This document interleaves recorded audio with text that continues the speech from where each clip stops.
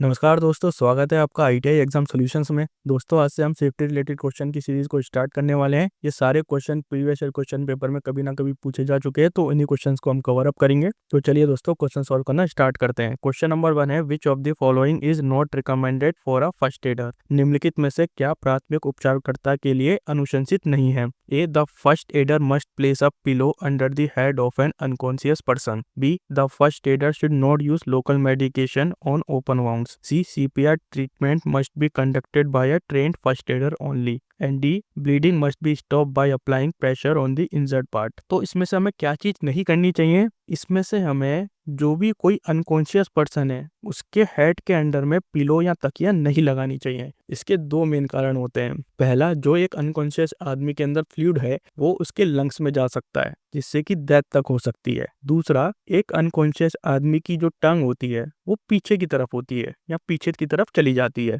जिससे क्या होगा, एयरवे है या विंड पाइप है वो ब्लॉक हो सकता है। और जब विंड पाइप ब्लॉक हो गया तो क्या हो जाएगा, सांस लेने में दिक्कत आ जाएगी। तो इसीलिए पिलो को under the head of an unconscious person, यानी कि एक बेहोशी की हालत में एक पर्सन जो है उसके सिरहाने में हम तकिया नहीं रखते हैं। और पहली बात, ये फर्स्ट एड किट में तकिया आती भी नहीं है। इसी से आपको एक अंदाजा हो जाना चाहिए।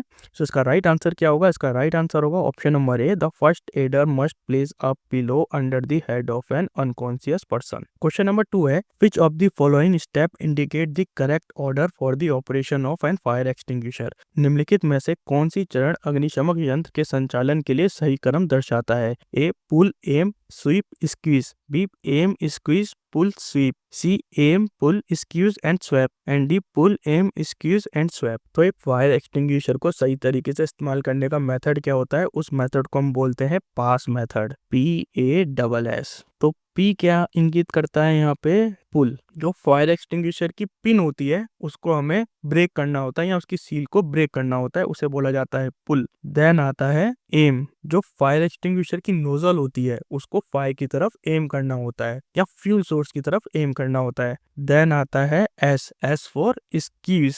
अब हैंडल को हमें दबाना होता है, जिससे कि जो एक्सटिंग्विशिंग एजेंट है वो आपका CO2 भी हो सकता है, वो आपका ड्राई पाउडर भी हो सकता है, वो बाहर निकले। और नेक्स्ट आता है, जो लास्ट पॉइंट होता है वो होता है स्वैप। अब नोजल को हम साइड टू साइड घुमाते हैं ताकि फायर को हम प्रॉपर्ली बुझा सके। तो इसका करेक्ट ऑर्डर क्या होता है? इसको याद रखने का मेथड है PASS, P for pull, A for aim, S for squeeze and S for sweep. So option number D यहाँ पे इसका राइट ऑप्शन होगा। क्वेश्चन नंबर 3 है, in first aid a victim में require CPR which stand for. प्राथमिक उपचार में पीड़ित को CPR की आवश्यकता हो सकती है, जिसका अर्थ है A, cardiopulmonary resuscitation. B, cardio practice resuscitation. C, calibrated permative response. And D, common practice resuscitation. CPR की फुल फॉर्म होती है कार्डियोपल्मोनरी रिसैसिटेशन, और ये एक लाइफ सेविंग टेक्निक होती है। और CPR एक इमरजेंसी सिचुएशन में दिया जाता है जब किसी भी पर्सन का हार्ट धड़कना बंद कर दे, जिसे हम कार्डियक अरेस्ट भी बोल सकते हैं और हार्ट अटैक भी बोल सकते हैं। हार्ट अटैक और कार्डियक अरेस्ट दोनों अलग अलग चीजें होती हैं, दोनों में हल्का सा डिफरेंस होता है, इसके बारे में हम कभी बाद में डिस्कस करेंगे। तो इस मेथड में हम क्या करते हैं? इस मेथड में हम चेस्ट को कंप्रेस करते हैं,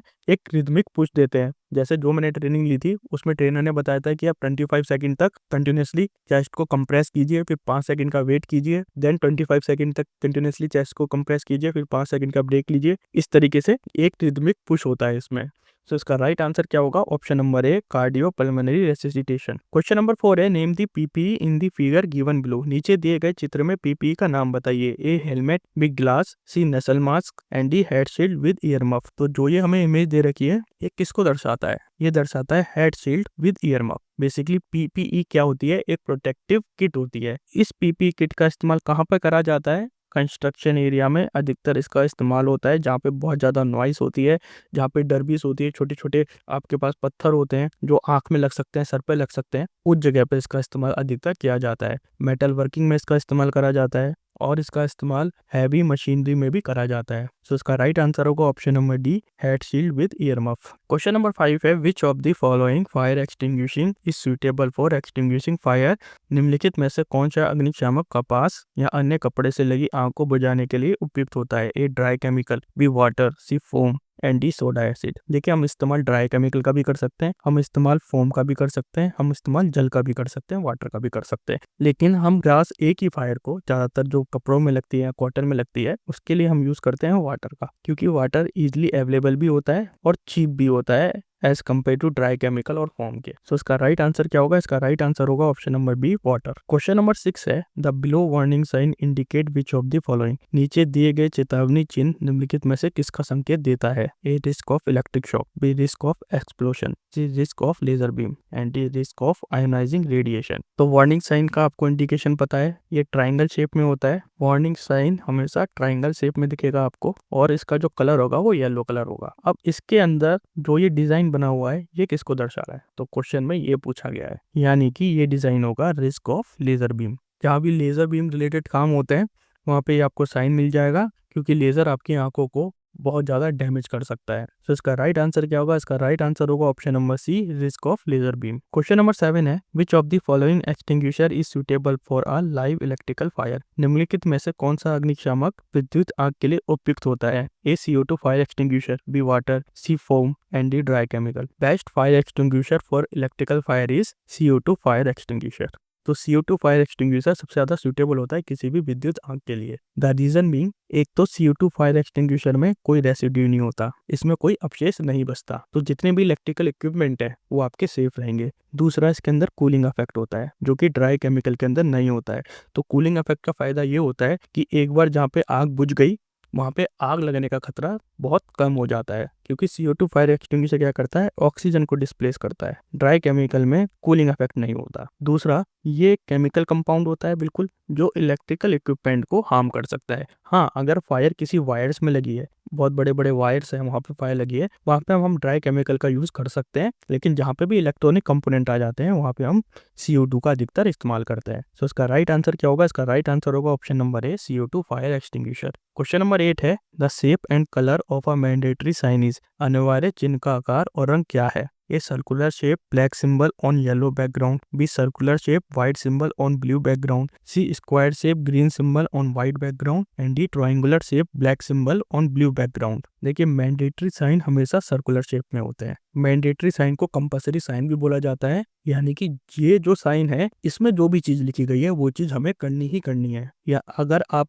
कहीं भी एक लोकेशन पे जा रहे हैं और वहाँ पे लिखा हुआ है वेयरिंग या वेयर PPE किट, तो आप वहाँ पे एंट्री तभी कर सकते हैं जब आपने PPE किट पहनी होगी, या वहाँ पे कोई स्पेशल चीज लिखी होगी कि ऑलवेज वेयर ग्लव्स या सेफ्टी ग्लास आपको पहनना जरूरी है, ईयर प्रोटेक्शन हो गया, तो वो चीज आपके पास होनी ही चाहिए, वो चीज आपको पहननी ही पड़ेगी। और जो इसका कलर होता है, एक तो आपका सर्कुलर शेप होता है, दूसरा जो इसका बैकग्राउंड कलर होता है वो कौन सा कलर होता है? वो होता है ब्लू कलर। ये दो चीजें यहाँ पे बहुत ज्यादा जरूरी होती हैं। सो इसका राइट आंसर क्या होगा? Circular shape, white symbol on blue background. So option number B यहाँ पे इसका राइट ऑप्शन होगा। क्वेश्चन नंबर 9 है, which type of sign is shown in the above figure. चित्र में किस प्रकार का चिन्ह दर्शाया गया है? Warning, prohibition, emergency, mandatory.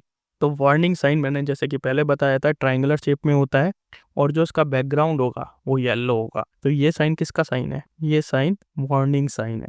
और जो इसका बॉर्डर होता है, वार्निंग साइन का जो बॉर्डर भी होता है, जो ये आप देख रहे हैं ना ब्लैक ब्लैक, ये इसका बॉर्डर होता है और ये हमेशा ब्लैक कलर का होगा। तो ये कुछ चीजें आपको ध्यान में देनी होती है। वार्निंग साइन ट्रायंगुलर शेप में होता है, ट्रायंगुलर शेप, बॉर्डर इसका ब्लैक का होगा और जो बैकग्राउंड कलर होगा वो येलो होगा। तो ये कुछ चीजें आपको याद रखनी पड़ेंगी। सो इसका राइट आंसर क्या है? ऑप्शन नंबर ए, वार्निंग। क्वेश्चन नंबर 10 है, if the person affected by electrical shock become unconscious, stop breathing, but his heart functioning, the most urgent and immediate cure is। यदि बिजली के झटके से प्रभावित व्यक्ति बेहोश हो जाता है, सांस लेना बंद कर देता है, लेकिन उसका दिल काम करता है, तो सबसे जरूरी और तत्काल इलाज क्या होगा? A artificial respirator, B attention of doctor, C attention of police and D cooling.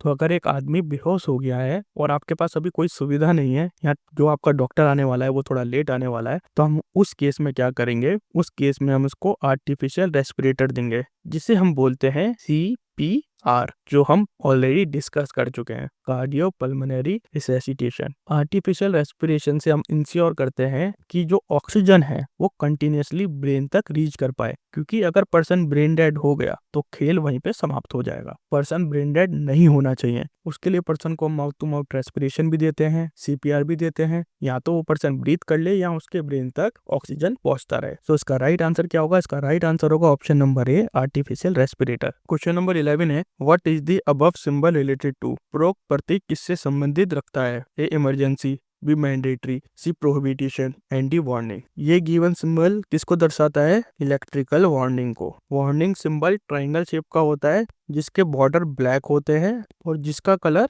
Yellow होता है। तो ये तीनों चीजें किसमें है? इस वाले फिगर में है, और जो इसका सिंबल बना हुआ है ये इलेक्ट्रिकल हैजार्ड को दिखा रहा है। सो इसका राइट आंसर क्या होगा? इसका राइट आंसर होगा option number D, warning. Question number 12 है, an accident with very little damage is called? बहुत कम क्षति वाली दुर्घटना को क्या कहते हैं? A trivial, B near accident, C minor accident and D fatal.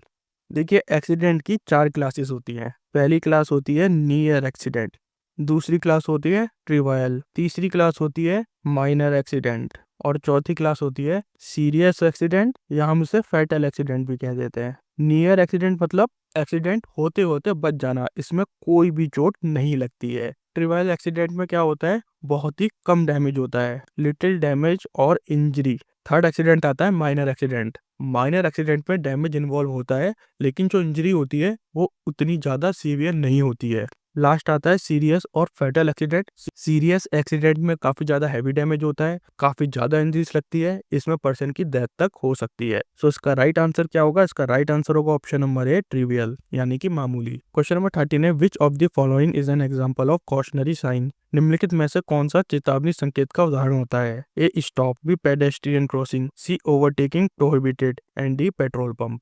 देखिए, पेडेस्ट्रियन क्रॉसिंग एक तरीके का वार्निंग साइन होता है। इससे हमें ये पता लगता है आसपास क्रॉस वॉक है, जहाँ से पैदल यात्री पार करते हैं रास्ता, उसे बोला जाता है क्रॉस वॉक। स्टॉप साइन कौन सा साइन होता है? ये रेगुलेटरी साइन होता है। ओवरटेकिंग प्रोहिबिटेड, ये भी एक तरीके का रेगुलेटरी साइन होता है। और पेट्रोल पंप ये एक तरीके का इंफॉर्मेशन सिग्नल होता है या इंफॉर्मेशन साइन होता है। सो इसका राइट आंसर होगा option number B, pedestrian crossing. Question number 14 है, as per the ABC of first aid B means? प्राथमिक चिकित्सा की एबीसी के अनुसार बी का अर्थ क्या होता है? A breathing, B bleeding, C balancing and D banding. तो एबीसी में ए का अर्थ क्या होता है? एयरवे।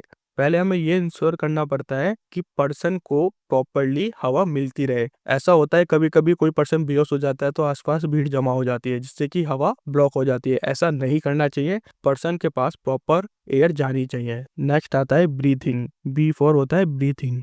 जब सराउंडिंग पूरी तरीके से क्लियर है, एयरवे आपको मिल रहा है, तो अब हमें चेक करना है कि पर्सन सांस ले रहा है या नहीं ले रहा है। अगर पर्सन सांस नहीं ले रहा है तो उस केस में हम क्या करते हैं? आर्टिफिशियल ब्रीथिंग करते हैं, जिसे हम सीपीआर भी बोलते हैं। और लास्ट आता है सी फॉर सर्कुलेशन। सर्कुलेशन का मतलब कि पर्सन की बॉडी के अंदर ब्लड प्रॉपरली फ्लो कर रहा है या नहीं कर रहा है, क्योंकि अगर हार्ट बीट बंद हो जाती है तो हार्ट फिर ब्लड पंप करना बंद कर देता है। तो हमें इन चीजों का ध्यान रखना होता है। So B stand for breathing. So option number A यहाँ पे इसका राइट ऑप्शन होगा। क्वेश्चन नंबर 15 है, following sign is used as the symbol of? निम्नलिखित चिन्ह का उपयोग डैश के प्रतीक के रूप में किया जाता है? A hospital, B railway crossing, C school and D post office. तो ये जो गिवन साइन है ये क्या दर्शाता है? ये दर्शाता है स्कूल क्रॉसिंग साइन। बहुत स्कूल के सामने आपने ऐसा साइन देखा होगा। इसमें अधिकतर आपको 2 चिल्ड्रन दिखेंगे जो कि वॉक कर रहे हैं। कलर इसका येलो रहता है, और जो इसकी शेप होती है ये पेंटागन होती है, पेंटागन शेप का होता है ये। सो इसका राइट आंसर होगा ऑप्शन नंबर सी, स्कूल। दोस्तों, अगर आपको ये वीडियो पसंद आया है तो प्लीज इस वीडियो को लाइक कीजिए, हमारे चैनल को सब्सक्राइब कीजिए, एंड थैंक्स फॉर वॉचिंग।